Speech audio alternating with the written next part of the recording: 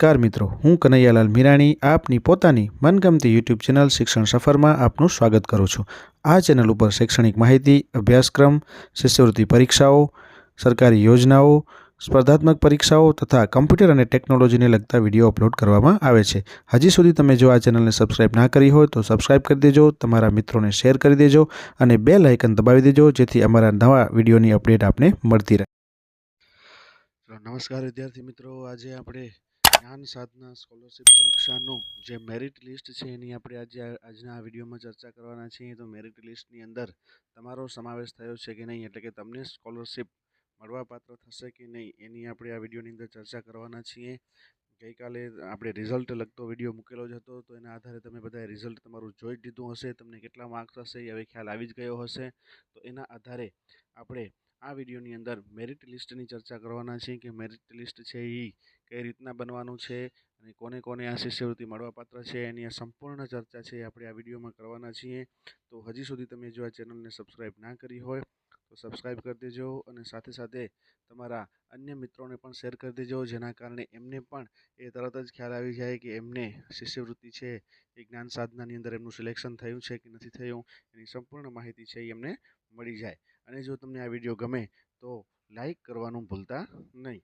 ચલો આપણે વાત કરીએ છીએ। એક આ પરિપત્ર જે છે એ 18/5/2024નો પરિપત્ર છે, જેની અંદર તમને અહીંયા સંપૂર્ણ વિગતો જે છે એ મેરિટ બાબતની પણ આપેલી છે, એની પણ આપણે ચર્ચા કરીશું। અહીંયા તમે આ જે એક લેટર છે એ લેટર છે આખું સંપૂર્ણપણે તમે જોઈ શકો છો।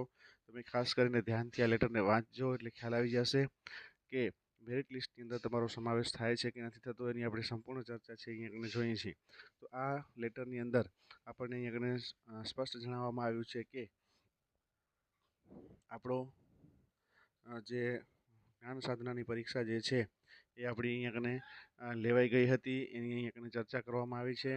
સાથે સાથે તમારે અહીંયા એ પણ જોયું છે કે અમુક સમય પછી, એટલે કે આપણે હમણાં જ થોડા સમય પહેલાં જ એની પ્રોવિઝનલ આન્સર કી પણ આવી ગઈ હતી અને એ પ્રોવિઝનલ આન્સર કીની અંદર જેને પણ કંઈ વાંધા હોય અથવા તો કોઈ પણ પ્રશ્નના જવાબ વિશે કોઈ રજૂઆત કરવાની હોય તો એ રજૂઆત વિશેની પણ આપણને સમયગાળો આપવામાં આવ્યો હતો અને એ સમયગાળા બાદ આપણું હવે અહીંયા રિઝલ્ટ પણ એનું જાહેર થઈ ગયું છે।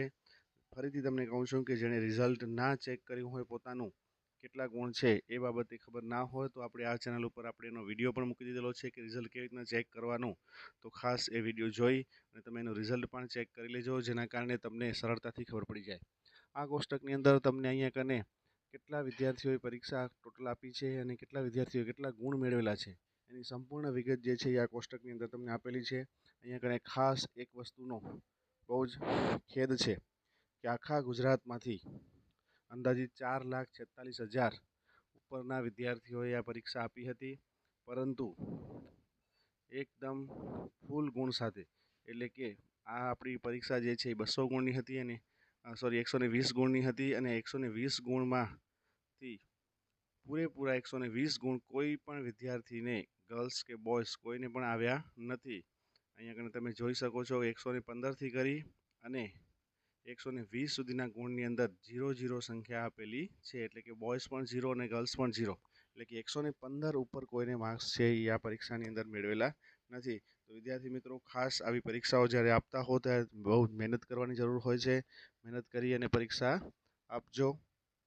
હજી પણ 9મા ધોરણની અંદર અને 10મા ધોરણની અંદર શિષ્યવૃત્તિની પરીક્ષાઓ આવે જ છે, તો મહેનત ખાસ કરજો। આપણી આ ચેનલ ઉપર આપણે એની પણ તૈયારી કરાવતા જ હોઈએ છીએ, તો તમે આ ચેનલને ખાસ સબસ્ક્રાઇબ કરી રાખજો અને બેલ આઇકન દબાવી દેજો, જેના કારણે આગળની પરીક્ષાઓનો પણ તમને ખ્યાલ આવતો રહે। તો અહીંયા કને ખાસ તમે જોઈ લો કે તમને અહીંયા કને આપેલું જ છે કે કેટલા વિદ્યાર્થીઓએ કેટલા ટકા ગુણ મેળવ્યા છે। અહીંયા કને તમે જોઈ શકો છો, કોષ્ટકની અંદર પણ માહિતી આપેલી છે અને સાથે સાથે એનું વર્ણન પણ અહીંયા તમને કરેલું છે। તમે જોઈ શકો છો કે 90% ગુણ મેળવનાર વિદ્યાર્થીઓ છે એ કેટલા છે, 80% ગુણ મેળવનાર વિદ્યાર્થીઓ કેટલા છે, આ તમામ વિગતો જે છે અહીંયા કને તમને આપેલી છે, તમે અહીંયા કને જોઈ શકો છો। અને અહીંયા આ જ વસ્તુ જે છે એ આપણી અહીંયા કને મેરિટ માટેની વાત અહીંયા આપણને કરેલી છે, તો અહીંયા કને ખાસ આપણે આ જ વસ્તુ તમારે ખાસ ધ્યાન દેવાનું છે, આ વસ્તુ પર ફોકસ કરવાનું છે, તો તમને ખ્યાલ આવી જશે કે મેરિટ જે છે અહીંયાનું કેવી રીતના બને છે અને તમારો સમાવેશ મેરિટની અંદર થશે કે નહીં થાય એ ખાસ વસ્તુ અહીંયા આપણે ચર્ચા કરવાના છીએ।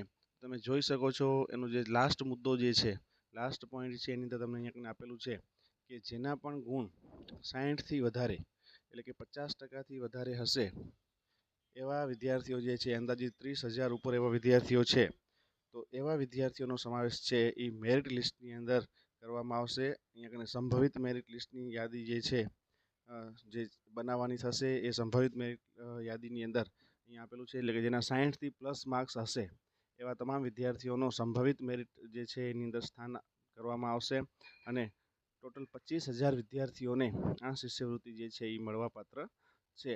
તો આ જે સંભવિત મેરિટ લિસ્ટની અંદર પણ જે 60 પ્લસ છે એના તમામ વિદ્યાર્થીઓને છે એ મેરિટ લિસ્ટની અંદર જે આવવાની સંભાવના પૂરેપૂરી રહેલી છે. તો ખાસ તમે તમારા માર્ક્સ છે એ જોઈ લેજો, જેના કારણે તમને અહીંયા ખ્યાલ આવી જાય. જો તમારા માર્ક્સ 60 પ્લસ હશે, એટલે કે 60થી વધારે હશે, 50%થી વધારે ગુણ જો તમે મેળવેલા હશે, તો તમે સરળતાથી મેરિટની અંદર આવી શકશો. કારણ કે એવા વિદ્યાર્થીઓ છે 30,000 પ્લસ છે, પરંતુ 25,000ને શિષ્યવૃત્તિ આપવાની છે. પરંતુ ઘણા બધા વિદ્યાર્થીઓ એવા હશે કે જે પ્રાઇવેટમાં ભણેલા હશે અથવા તો અન્ય કોઈ રીતે જો એ ડિસ્કોલિફાઈડ થશે, તો 60 પ્લસવાળા તમામ વિદ્યાર્થીઓ જે છે, એટલે કે 25,000 વિદ્યાર્થીઓને આ શિષ્યવૃત્તિ મળવાપાત્ર થશે. તો તમને 60 પ્લસ માર્ક્સ જે છે એ હોવા જોઈએ. જો 60થી વધારે માર્ક્સ હશે તો તમે સરળતાથી મેરિટની અંદર આવી શકશો અને મેરિટમાં અંદર આવશો તો તમને ખબર છે કે તમને કેટલી શિષ્યવૃત્તિ મળવાપાત્ર છે એ પણ તમને ખ્યાલ આવી જશે. અને એ પણ જો તમને ખ્યાલ ના આવતો હોય તો એને લગતો વિડીયો પણ આપણે અહીંયા આ ચેનલ ઉપર મૂકેલો છે. તો તમે આ ખાસ ધ્યાન રાખજો અને તમારું મેરિટની અંદર સ્થાન છે કે નહીં ખાસ તમે ચેક કરી લેજો, રિઝલ્ટ ચેક કરી લેજો. ફરીથી આવા નવા વિડીયો સાથે મળતા રહીશું. ત્યાં સુધી તમે બધા મસ્ત રહો.